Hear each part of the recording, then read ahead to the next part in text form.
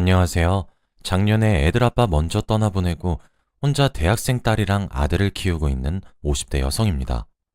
평생 함께 하자던 사람 먼저 허망하게 떠나보내고 마음껏 애도하고 슬퍼할 겨를도 없이 저희 세 식구에게 기상천외한 일이 하나 생겼어서 오늘 그 일을 사연으로 한번 써보려고 해요. 남편과 저는 대학 시절에 만나게 되었어요. 우연히 같은 동아리 활동을 하면서 각자 일에 열심히인 서로에게 호감을 가지게 되었고 이윽고 교제하게 되었죠. 저희 집안은 그냥 이도저도 아닌 딱 평범한 수준이었던 데 비해 남편 집안은 많이 어려웠어요. 그래도 남편은 주눅들지 않고 자기 꿈을 향해 묵묵히 나아가는 추진력과 잠재력을 품고 있었죠. 주변에서 조건 안 맞는 결혼이라고 평생 고생할 거라고 우려하는 소리를 들으면서도 남편과의 결혼을 고집했던 건 바로 남편의 그런 모습 때문이었어요. 지금 당장은 보잘것없어 보여도 나중엔 정말 이 사람이 크게 될 거란 걸 마음 깊은 곳에서부터 믿고 있었거든요. 시부모님도 정말 순박하시고 다정하신 분들이라 늘 자기 아들이랑 결혼해줘서 고맙다고 할 정도로 제게 과분한 사랑을 많이 주셨어요. 저도 시부모님 사랑에 보답하기 위해 맛있는 거 있으면 늘 먼저 가져다 드리고 자주 찾아뵙고 어디 여행 가면 친정이랑 시댁 갖다 드릴 선물부터 생각했죠. 처음 남편의 집에 인사하러 갔을 때 남편이 대뜸 너무 크게 놀라지 마 하고 제게 경고 아닌 경고라는 거예요. 영문을 모르는 저는 내가 왜 놀라? 뭐가 놀라운 건데? 하고 고개만 갸우뚱거렸죠. 남편 집에 들어가니 남편이 그렇게 말한 이유를 알겠더라고요. 분명 제 옆에 남편이 서 있는데 남편 집 앞에도 남편이랑 똑같이 생긴 사람이 있는 거예요. 깜짝 놀라서 어떻게 된 일이냐고 물으니 그제서야 남편이 사실을 밝히더라고요. 사실 나 일란성 쌍둥이야. 쟤가 내 동생이고. 그동안 말 안 해서 미안. 근데 일란성 쌍둥이라고 쓸데없이 사람들 주목받는 거 싫어서 사춘기 이후로 숨기고 사는 게 버릇이 돼서 그랬어. 하고요. 남편이랑 똑같이 생긴 남편 동생이 안녕하세요 형수님 하고 아직 남편과 결혼도 안 한 저를 형수님이라고 부르는데 주위 시선이나 예의는 굳이 의식 안 하고 초면에 제게 스스럼 없이 형수님이라 부른 것처럼 남편의 동생은 성질이 시원시원하다 못해 다소 날티를 풍기기도 했어요. 아니나 다를까 남편의 남동생은 어려운 환경에서도 열심히 노력했던 남편과 달리 번듯한 직장을 가질 마음도 없고 계속 놀기만 하면서 시부모님께 얹혀 살 요량인 것 같았어요. 나중에 결혼하고 남편이 말해주길 어렸을 때부터 원래 노는 거 좋아하고 게으른 자식이었다고 하더라고요. 그래도 천성이 악한 건 아니니까 너무 못마땅하게 여기진 말라고 했었죠. 남편 말 듣고는 저도 도련님에 대한 일은 그냥 그런가 보다 하고 넘겼고요. 그냥 일란성 쌍둥이여도 성격이 저렇게 다를 수 있구나 생각했어요. 아무튼 결혼한 이후 남편과 저는 한동안 경제적으로 많이 힘들었습니다. 남편 집안 사정도 그렇고 남편이 저와 결혼하고 얼마간은 원래 다니던 직장 생활을 계속했었거든요. 제가 보기에 남편은 정말 성실하고 자기 할 일 열심히 하는 사람이었지만 일을 열심히만 한다고 해서 부자가 되는 건 다 옛말이 된 지 오래잖아요. 저도 맞벌이 하면서 어떻게든 집안 살림을 이끌어 나가려고 노력했지만 첫째 아이를 임신하고 나서부터 그것도 불가능해졌죠. 임신으로 제가 일을 그만두게 되고 수입이 반으로 줄어들면서 남편도 남편 나름대로 앞으로 어떻게 할 건지 고민을 많이 했었던 것 같아요. 하루는 저를 불러놓고 진지한 목소리로 사업을 시작해볼까 한다고 말해서 깜짝 놀랐죠. 그때까지만 해도 저는 남편이 사업 욕심이나 그런 건 전혀 없는 줄로만 알았거든요. 갑자기 왜 사업할 생각이 들었냐, 자금은 어떻게 할 거냐, 혼자 하려는 거냐 물어보니까 남편이 하는 말이 나도 평생 2월급 받으면서 살 순 없잖아. 당신한테도 미안한데 아이까지 태어나면 돈도 더 들 게 분명하고. 그리고 마침 친한 회사 선배가 사업 아이디어 있다고 같이 해보지 않겠냐고 물어보더라고. 초기 자금은 거의 준비했으니까 나는 조금만 마련하면 될 것 같다고 하는데 당신 생각은 어때? 난 솔직히 하고 싶어. 알게 된 이후로 평생 제 의견 먼저 물어보고 무조건 제 의견만 따르던 남편이 대놓고 하고 싶다고 단호하게 말한 건 이번이 처음이었어요. 남편도 보통 결심을 하고 말한 게 아니겠다 싶어 허락해줬었죠. 필요한 자금은 남편도 저도 있는 대로 싹싹 끌어모으고 그걸로도 모자라서 저희 친정에까지 손빌려서 눈 딱 감고 평생 만져보지도 못한 돈을 남편의 사업 자금으로 만들어줬어요. 남편의 사업이 실패하는 순간 정말 죽음이나 다름없었어요. 그 돈들을 다시 메꿀 형편이 안 됐었으니까요. 다행히 남편의 사업은 순조롭게 흘러갔어요. 초반부터 대성공 이런 건 아니었지만 꾸준하게 수익이 늘어갔고 갈수록 규모가 커져서 지금까지 오게 되었죠. 남편 사업이 성공하면서 저희 형편도 나아져서 딸아이도 무럭무럭 자라고 그 후에 아들도 태어나 어느새 저도 사모님 소리 듣게 되었어요. 자기 부모님이랑 동생을 외면할 수 없었던 남편은 성공한 후에 시댁으로 지속적으로 돈을 보냈어요. 제가 아들을 낳았을 때쯤 동서를 만나 결혼한 도련님에게도 돈을 자주 보냈었죠. 시부모님을 봉양하는 건 당연한 처사니까 그렇다 치더라도 솔직히 아무 일도 안 하고 백수처럼 사는 자기 동생한테까지 돈을 보내주는 건 조금 불편했습니다. 제 오지랖일 순 있어도 성인이 되었으면 자기 앞가림은 스스로 해야지. 아무리 형이라지만 결혼도 했는데 제 남편 돈 받아 살면서 그 돈으로 뭔가 의미 있는 일을 하는 것도 아니었거든요. 가만 지켜보면 동서는 혼자 어떻게든 행복하게 살아보겠다고 열심히인데 도련님이 예전 벌은 못 버리고 자기 부모님 등골에 꼽았던 빨대 저희 남편과 동서한테 옮겨 꼽은 것 같았어요. 제 돈이 아니라 남편 돈이라 그냥 참았던 거지 계속 마음에 걸리긴 했습니다. 100번 양보해서 남편이야 수입이 많으니까 도련님한테 돈 갖다 준다고 해도 저희 사정엔 별 타격이 없었지만 동서는 완전 밑빠진 독에 물붓기였거든요. 객관적으로 봐도 동서가 사람 하나는 참 착하고 시부모님이나 저한테도 싹싹하게 잘했는데 어쩌다가 도련님 같은 사람을 만나가지고 고생하는지 안쓰러웠죠.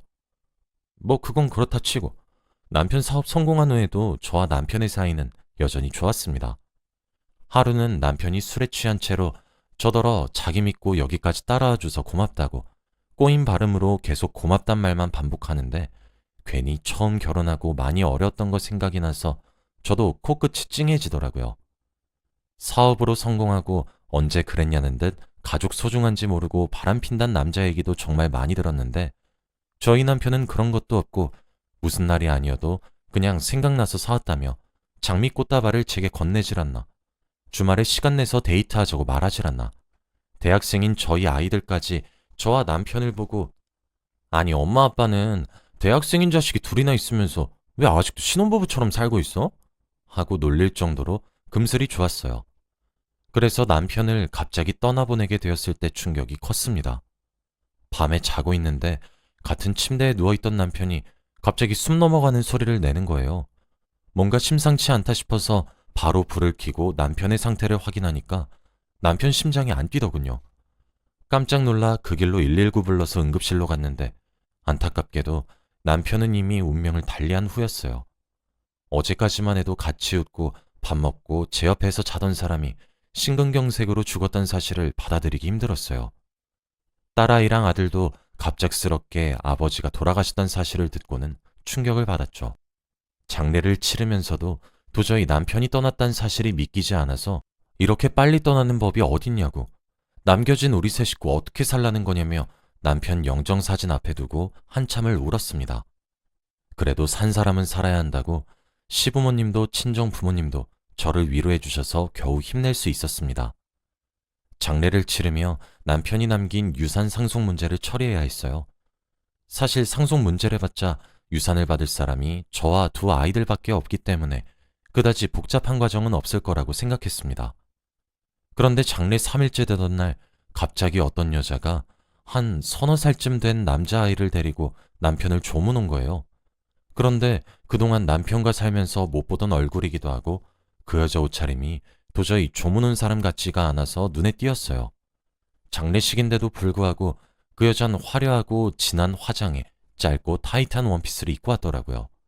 시어머님도 멀리서 그 여자 오는 걸 보고는 옷차림이 왜 저러냐고 혀를 쯧쯧 차셨습니다. 그런데 그 여자는 냅다 남편 빈소로 달려가서는 갑자기 꺼이꺼이 우는 소리 내는 게 아니겠어요? 가만히 하는 말을 들어보니 이렇더라고요. 오빠, 나랑 민기만 남겨두고 이렇게 어이없이 가는 법이 어딨어. 우리 민기 이제 겨우 3살인데 오빠 없이 나더러 어떻게 혼자 키우라고 이래. 그 여자 하는 말을 듣다 보니까 뭔가 이상한 거예요. 그 여자가 데리고 온 민기라는 남자애가 마치 저희 남편 아들인 것 마냥 이야기를 하는데 도저히 무시할 수가 없더라고요. 그 여자에게 다가가 방금 한 소리 다 뭐냐고 당신 누구냐고 물었습니다. 그랬더니 그 여자는 울음 때문에 눈화장이 번진 채로 저를 아래 위로 흘끗 보더니 남편 영정사진을 가리키면서 저 사람 애인이었다고, 같이 데리고 온 아이는 저 사람 아이라고 말하는 게 아니겠어요? 그 말에 저도 아들, 딸도 시댁 식구들, 친정 부모님 할 거 없이 그 자리에 있던 사람들 모두가 얼음처럼 굳었어요. 겨우 정신을 차리고 남편이 그럴 리가 없다고 증거를 대보라고 말하니까 그 여자는 어이없다는 듯이 픽 웃으면서 지금 자기 손잡고 있는 이 애가 증거인데 뭘 더 증명하라는 거냐며 신경질적으로 말하더군요. 그러면서 또 하는 말이 저더러 남편이 자기 몰래 바람 피웠던 사실 받아들이기가 힘든가 본데 저 남자 저랑 바람 피워서 애까지 가진 게 진실이에요. 받아들이세요. 하고 뻔뻔스럽게 나오는 게 아니겠어요? 제가 너무 충격받아 아무 말 못하고 있으니 그 여잔 또 기절초풍할 말을 던졌습니다. 기왕 이렇게 된 거 저도 애랑 먹곤 살아야겠으니까 저희 애 몫으로 남겨질 유산은 받아가야겠어요. 어쨌든 앤 오빠 애니까. 솔직히 상속 문제를 떠나서 남편이 갑자기 떠나간 걸로도 모자라 죽은 남편이 외도하고 있었던 사실과 혼외자까지 있었던 사실을 알게 되니 도저히 제정신을 유지하기가 힘들더군요. 그동안 제게 너무 잘해줬어서 제 남편만은 아닐 거라고 믿었는데 결국 남편도 똑같은 족속이었던 건지 하늘이 원망스럽고 죽은 남편에게 너무 실망스러웠어요. 그때 저희 딸이랑 아들이 다가와 힘없는 저를 부축하고 그 여자에게 얘가 우리 아빠 자식인 걸 말만으로 어떻게 믿겠냐고 친자 검사해야겠다고 따지기 시작했습니다. 그 여자는 웃으며 콧방귀를 끼더니 좋을 대로 하라고, 얘는 제 남편 아이가 확실하다고 하는 겁니다. 그래서 그 아이의 머리카락 몇 가닥과 남편이 생전 쓰던 빗, 칫솔을 검사기관에 보내 친자 검사를 의뢰했어요. 하루 지나 검사 결과를 받아보고는 더욱 놀랐습니다. 99% 일치한다고 나와 있더군요. 저는 솔직히 아닐 거라고 믿었어요. 아니, 그렇게 믿고 싶었어요. 뭔가 실수가 있었겠지. 남편이 그럴 사람이 아닌데 잠시 하늘이 나를 시험하는 거겠지. 그렇게 생각했습니다. 그런데 검사 결과를 보니 피가 차갑게 식더군요. 서로 사랑에 맞이 않던 남편이 실은 저 몰래 바람 피우고 혼외자까지 만들었다는 사실을 이제는 받아들여야만 할 것 같았죠. 그 여자는 어떻게 알고 전화 와서는 제게 검사 결과는 보셨냐고, 이제 자기 애가 남편 소생인 거 믿을 수 있겠냐고 저를 조롱하듯 말하더군요. 인정하기 싫은 현실이었어요. 그리고 그 여자는 이제 다 드러난 김에 자기 아이도 법적으로 인정받은 상속 대상이니 더 이상 귀찮게 굴지 말라는 말을 남기고 전화를 끊었어요. 친자 검사 결과를 알게 된 아이들도 그동안 자랑스러워했던 자기 아빠의 외도 사실을 알고 큰 충격을 받아 많이 혼란스러워했어요. 집안에도 어색한 분위기만 흘렀죠. 친정에서도 남편이 죽어버렸으니 탓할 사람도 없고 무슨 이런 일이 다 있냐며 원망의 목소리만 냈어요. 시댁 식구들도 제게 미안하단 말만 반복하고 도련님도 동서와 함께 형이 형수님 두고 그럴 줄은 몰랐다고 말하고요. 갑자기 남편 떠내보낸 걸로도 모자라서 그 남편 외도 사실까지 만천하에 까발려지니 제 처지가 한없이 비참해졌어요. 바람 피워놓고 호련히 떠나버린 남편이 너무 원망스러웠죠. 바람 피고 혼외자 만든 건 당신인데 왜 수치스럽고 남들한테 씹히는 건 내가 되어야 하냐고요. 엎친 데 덮친 격으로 남편의 혼외자인 그 민기란 남자아이는 법적으로 상속 권리를 인정받아 기어코 그 여자와 남편의 유산을 나눠 가질 수밖에 없었습니다. 일은 그렇게 마무리되어 가는 듯 했어요. 처음엔 받아들일 수 없고 화가 났던 저도 어느새 체념해서 분노할 힘조차 남아있지 않게 되었죠. 그냥 남은 유산으로라도 아이들 시집 장가가기 전까지만이라도 마저 잘 키워야겠다 싶었습니다. 그런데 얼마 안 있어 이상한 광경을 목격했어요. 기운 차릴 겸 친구들과 약속을 잡았어요. 오랜만에 외출이라 들떠서 좀 일찍 집을 나섰죠. 맞은편에서 신호등 신호가 바뀌길 기다리고 있는데 카페 안에 도련님과 웬 여자가 같이 앉아 담소를 나누고 있는 거예요. 도련님이야 남편과 똑같이 생겼으니 바로 알아볼 수 있었고 옆에 있는 여자는 당연히 동서이겠거니 싶었어요. 반가운 마음에 카페 들어가면 인사나 해야지 생각했습니다. 그런데 카페와 가까워질수록 뭔가 이상했어요. 도련님과 함께 있는 여자가 동서가 아닌 것 같았거든요. 동서가 아니라 남편 장례식에서 봤던 그 여자 같았어요. 잊을래야 잊을 수 없는 얼굴이라 금방 떠올랐죠. 심지어 멀리서 봤을 땐 잘 몰랐는데 도련님 옆자리에는 남편의 혼외자인 그 아이가 앉아 있더라고요. 그 아이는 도련님이 떠다주는 빙수를 받아먹고 있었습니다. 누가 봐도 휴일에 가족끼리 외출할 것 같은 화목한 모습이었죠. 저는 대체 무슨 광경인가 싶었어요. 셋이 대체 무슨 사이인가? 원래 아는 사이였나?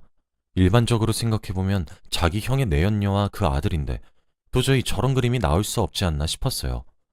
뭔가 이상해서 하늘을 찍는 척하고 세 사람의 모습을 사진으로 남겨두었습니다. 그리고 목에 메고 있던 스카프로 조심스럽게 얼굴을 가린 후 카페로 들어가 근처 테이블에 등을 돌리고 앉았죠. 그리고 가만히 앉아 도련님과 그 여자가 하는 이야기를 엿들었습니다. 혹시나 동서에게 알려야 하는 일이 생기게 될지도 몰라 핸드폰 녹음 기능도 켜두고 있었어요. 그때 일만 생각하면 아직도 손이 벌벌 떨려요. 여자가 도련님더러 이렇게 말하더군요.